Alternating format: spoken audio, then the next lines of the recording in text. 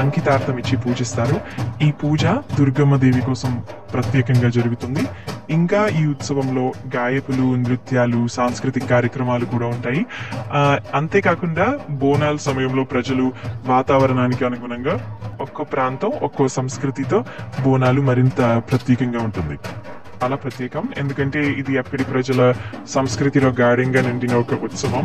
ఇది ప్రత్యేకంగా తెలంగాణకు చెందిన పూజా విధానం మరియు దుర్గమ్మ దేవికి అంకితం. ప్రతి సంవత్సరము పండగ సమయంలో ప్రజలు తమ ఇంట్లో, గారాల్లో, సమూహాల్లో కలిసి ఈ ఉత్సవాన్ని జరుపుకుంటారు.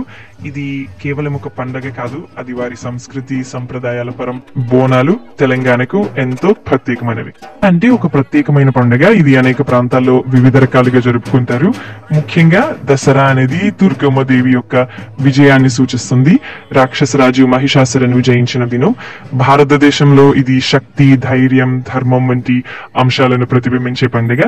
అంతర్జాతీయంగా కూడా ఈ పండుగను రామాయణంలోని రాముడి రాక్షసుడి రావణను జయించిన కథతో కూడా అనుసంధానం చేస్తారు.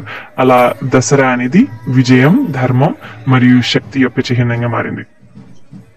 అమ్మదేవికి అంకితార్థంగా జరిగే పూజా విధానం.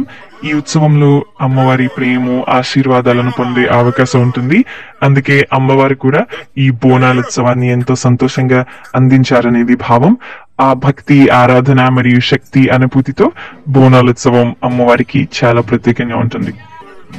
పండుగను జరుపుకునే కారణం దుర్గమ్మ దేవి యొక్క శక్తిని, ధర్మాన్ని మరియు రాక్షసులపై విజయాన్ని గాథ చేస్తూ భక్తులు ఆమెకు అర్పించిన అంకితార్థం. ఈ పండుగ ద్వారా ప్రజలు దుర్గమ్మ దేవి యొక్క ఆత్మబలాన్ని, ఆమె అనుగ్రహాన్ని కోరుకుంటారు. అలాగే ఇది ఒక సాంస్కృతిక, ఆధ్యాత్మిక ఉత్సవంగా మారి సమాజంలో ధర్మాన్ని ప్రోత్సహిస్తుంది. దుర్గమ్మ పండుగ అనేది భక్తులకు శక్తి, భక్తి, ఆనందం అందించి